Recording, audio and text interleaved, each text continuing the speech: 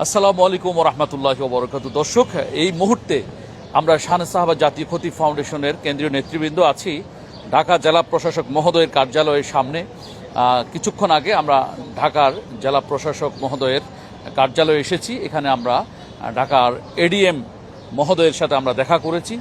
আমরা এখানে লিখিত বেশ কয়েকটি অভিযোগ দায়ের করেছি। আপনারা জানেন শানে সাহাবা জাতীয় খতিব ফাউন্ডেশন ইমাম খতিব মুয়াজ্জিন খাদেম ওলামা ইকরাম মাদ্রাসা মসজিদ নিয়ে আমরা আইনি পদক্ষেপ গ্রহণ করে থাকি। মজলুম আলেমদেরকে আমরা আইনি সেবা প্রদান করে থাকি। এরই ধারাবাহিকতায় আজকে উত্তরা 11 নং সেক্টর জামে মসজিদ, যেটা গরিবে নেওয়াজ অ্যাভিনিউতে অবস্থিত, সেই বাইতুন্নূর মসজিদের দীর্ঘ বছরের ইমাম, দীর্ঘ সময়ের ইমাম মুফতি শামসুদ্দোহা, তিনাকে জোরপূর্বকভাবে অন্যায়ভাবে চাকরিচ্যুত করা হয়েছে। তাকে মুসল্লিরা প্রায় সবাই চায়, মুসল্লিদের পক্ষ থেকে তার কোনো আপত্তি নেই, তার বিষয়ে কোনো আপত্তি নেই। মুসল্লিরা প্রত্যেকে চাইলেও কমিটির দু একজন প্রভাবশালী ব্যক্তি তিনাকে অপসারণ করেছেন। এই বিষয়টাকে আমরা অন্যায় মনে করেছি। আমরা আজকে জেলা প্রশাসক মহোদয়ের কাছে আমরা লিখিত অভিযোগ করেছি। তিনি আমাদেরকে আশ্বস্ত করেছেন এডিএম মহোদয় যে এটার একটা সুষ্ঠু বিচার তিনি নিশ্চিত করবেন। আমার যে মসজিদে আমার অন্যায়ভাবে যে জুলুম করে অব্যাহতি দিয়েছে সেই বিষয়ের নিষ্পত্তির জন্য এসেছি। কার মাধ্যমে আসছেন? শানে সাহাবার মাধ্যমে। শানে সাহাবা জাতীয় খতিব ফাউন্ডেশন চেয়ারম্যান মহোদয়ের মাধ্যমে আসছেন। আপনি এখানে কি জন্য আসছেন? আমি আসছি, আমাকে খরা অজুহাত দেখায় মসজিদ থেকে বিদায় করে দিচ্ছে। আপনি কোন মসজিদে আছেন? আমি নববাড়ি গাজজামি মসজিদ, বাদামতলী, কোতোয়ালি থানায়। আজকে এখানে কার মাধ্যমে আসছেন? এখানে আসছি চেয়ারম্যান শানে সাহাবা জাতীয় খতিব ফাউন্ডেশনের মাধ্যমে। আপনি জেলা প্রশাসক কার্যালয়ে কি জন্য আসছেন? আমি আসছি, আমরা একটা মাদ্রাসা করেছিলাম, তো ওই মাদ্রাসায় আমাকে জোরপূর্বকভাবে অব্যাহতি দেওয়া হয়েছে এবং আমি ইনভেস্ট করেছিলাম কিছু টাকা, আমাকে টাকাও দেওয়া হয়নি। কতদিন আগে? এটা আমি বের হয়েছি 3 মাস হয়েছে, কিন্তু মাদ্রাসা শুরু করেছিলাম আরো 3 বছর আগে। এখানে কার মাধ্যমে তো আসছেন? এখানে আমি শানে সাহাবা জাতীয় খতিব ফাউন্ডেশনের চেয়ারম্যান মহোদয়ের মাধ্যমে আমি এখানে এসেছি, যাতে আমার এই কাজটা সুন্দরভাবে সুরাহা হয়। এখানে আসছে অবশ্য আমি রায়েরবাগ মসজিদে আল ইমরানে প্রায় 7 বছর যাবৎ জমা পড়াই। তো ডিসেম্বর মাসের 2 তারিখ শুক্রবার জুমার নামাজের পর আকস্মিকভাবে আমার মসজিদ কমিটি আমার সাথে খুব বেয়াদবিমূলক আচরণ করেছেন এবং ওখান থেকে অব্যাহতি দিয়েছে বিনা কারণে, বিনা দোষে। এজন্য শানে সাহাবা খতিব ফাউন্ডেশনের চেয়ারম্যান মহোদয় মুফতি শামীম মজুমদার সাহেবের মাধ্যমে আমি এখানে মামলা করতে আসছি ওনাদের বিরুদ্ধে। আপনি কি আশাবাদী শানে সাহাবা জাতীয় খতিব ফাউন্ডেশনের মাধ্যমে এই সেবা পাবেন? ইনশাআল্লাহ এই সেবা আমি পাবো, কারণ আগেও এটা নিয়ে শানে সাহাবা আমার পক্ষে কাজ করেছেন।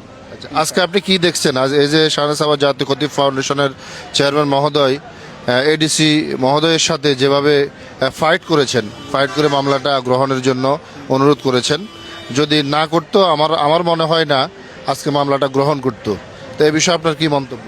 এই বিষয়ে মন্তব্য হলো, এই প্রশাসনিক লোকেরা চাইছিল নির্বাচনের পরে মামলাটা নিবে। তো যখন আমাদের চেয়ারম্যান সাহেব আবার বলল কথাটা যে আমি শানে সাহাবা খতিব ফাউন্ডেশন চেয়ারম্যান বলছি, এই বিষয়ে আমরা অনেকবার কাজও করেছি, অতএব আপনি আমাদেরকে রিসিপ্ট কাগজ দেন এবং মামলাটা তাড়াতাড়ি নিয়ে নেন। নির্বাচন অর্থাৎ আমাদের চেয়ারম্যান মহোদয় যেটা বুঝাতে চেয়েছেন যে নির্বাচন সামনে আছে কি না সেটা আমাদের মুখ্য বিষয় না, আমাদের বিষয় হচ্ছে আমাদের ইমাম খতিবগণ সেবা পেতে হবে। আরেকটি মামলা আমরা দায়ের করেছি, সেটা হলো ঢাকা দক্ষিণ সিটির কদমতলী থানার অন্তর্গত মুজাহিদনগর মেইন রোডস্থ আল ইমরান জামে মসজিদ। সেখানে খতিব মাওলানা মোজাম্মেল হক সাইদ তিনি খুতবাতে তিনি বলেছিলেন যে খালেদা জিয়ার ভুল ত্রুটি ক্ষমা করে আল্লাহ আপনি তাকে মাফ করে দেন। এই ভুল ত্রুটি কেন বললেন খতিব সাহেব, এজন্য সেখানকার স্থানীয় কয়েকজন নব্য বিএনপি নেতা তাকে বরখাস্ত করেছেন। এর মধ্যে একজন হচ্ছেন মসজিদ কমিটির সেক্রেটারি। তিনি নিজেকে বিএনপি নেতা পরিচয় করার জন্য সমাজে তিনি মরিয়া হয়ে উঠেছেন। তিনি খতিব সাহেবকে সেখানে মানে ট্রাম্প কার্ড হিসেবে ব্যবহার করছেন। অর্থাৎ তিনি বুঝাতে চাচ্ছেন বিএনপির ঊর্ধ্বতন হাইকমান্ডকে যে খালেদা জিয়ার জন্য তার এত টান, অথচ খতিব সাহেব বলেছিলেন যে খালেদা জিয়ার ভুল ত্রুটিগুলোকে ক্ষমা করে আল্লাহ আপনি তাকে মাফ করে দেন, এরকম বলেছিলেন। সেই জন্য আজকে আমরা এটা ন্যায় বিচার চেয়ে জেলা প্রশাসক মহোদয়ের কাছে আমরা আবেদন করেছি। দর্শক, আপনারা জানেন যে সরকার এখন আমাদেরকে মসজিদ ব্যবস্থাপনা নীতিমালা দিয়েছে 2025 মসজিদ ব্যবস্থাপনা নীতিমালা 2025।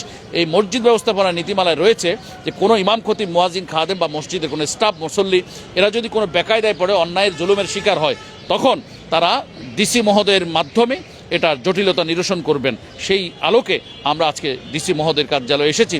আমাদের আরও একটি কেস ছিল, আমাদের বর্ষিয়ান একজন আলেম মুফতি শফিকুল ইসলাম সাহেব, তিনি ঢাকার দক্ষিণ সিটির কোতোয়ালি থানার অন্তর্গত বাদামতলী মসজিদের দীর্ঘ 7-8 বছরের খতিব ইমাম, তিনি বর্ষিয়ান আলেম।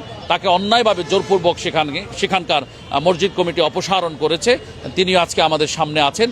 তার বিষয়টি আজকে 1 বছর পর্যন্ত কোতোয়ালি থানা পুলিশ 9-6 করে, আজকে কালকে পরশু এরকম করে, যার কারণে আমরা জেলা ডেপুটি কমিশনার, জেলা ম্যাজিস্ট্রেট, জেলা প্রশাসক মহোদয়ের কাছে আমরা শরণাপন্ন হয়েছি। আমাদের আরেকটি আজকে মামলা আছে, সেটা হচ্ছে বাটারা থানায় শেয়ারে মাদ্রাসা দিয়েছিলেন এই মাওলানা। তিনি শেয়ারে মাদ্রাসা দিয়েছেন 3 জনে মিলে, 2 জনকে আউট করে দিয়ে একজন পুরা মাদ্রাসাটি হস্তগত করেছেন, দখল করেছেন, তিনি আত্মসাৎ করেছেন। সেই বিষয়ে আজকে একটি মামলা আমরা দায়ের করেছি। অর্থাৎ একাধিক মামলায় আমরা এখানে এসেছি। আলহামদুলিল্লাহ এডিএম মহোদয় আমাদেরকে আশ্বস্ত করেছেন আমরা এই সবকটি মামলার একটি সুষ্ঠু সমাধান পাবো। সেই লক্ষ্যে আমরা কাজ করে যাচ্ছি, প্রশাসন কাজ করছে। আশা করছি আমরা অন্য কেসগুলোর মতো এই কেসগুলোতেও আমরা জয়লাভ করবো ইনশাল্লাহ। কারণ এই জয়লাভ করার কারণ হলো এটা যে শাহনেস সাহাবা জাতীয় খতিব ফাউন্ডেশন এমন একটি সংস্থা, আমরা প্রশাসনের দ্বারস্থ ততক্ষণ পর্যন্ত হই না যতক্ষণ পর্যন্ত আমাদের সংস্থার মাধ্যমে একটি তদন্ত টিম গঠন করে সেই তদন্ত রিপোর্ট আমাদের ইমামদের পক্ষে, আলেমদের পক্ষে যতক্ষণ না পাই ততক্ষণ পর্যন্ত আমরা প্রশাসনের কাছে আইন বিচার আদালতে আসি না। তো আজকে এখানে এসেছি আমরা আমাদের শাহনেস সাহাবা জাতীয় খতিব ফাউন্ডেশনের মাধ্যমে আমরা সুনিশ্চিত হয়েছি যে অবশ্যই এই মানুষগুলো নির্দোষ, এই ইমাম খতিব আলেম ওলামাগুলো নির্দোষ। তাদের বিষয়ে আমরা তাদের আইনি প্রতিকার চাইতে এখানে এসেছি। আজকের টিমে আমাদের সাথে সংযুক্ত আছেন আমি শাহনেস সাহাবা জাতীয় খতিব ফাউন্ডেশনের চেয়ারম্যান, আমি ছাড়াও মহাসচিব মহোদয় আছেন এবং কেন্দ্রীয় সাংগঠনিক সম্পাদক মহোদয় আছেন। আমরা এই সবাই মিলে এই আইনি বিচারগুলো আমরা সুষ্ঠুভাবে সমাধান করব এই প্রত্যয়ে আমরা দিন গুনছি। আশা করছি আপনাদেরকে এই মামলাগুলোর একটি সুখবর দিতে পারবো ইনশাআল্লাহ।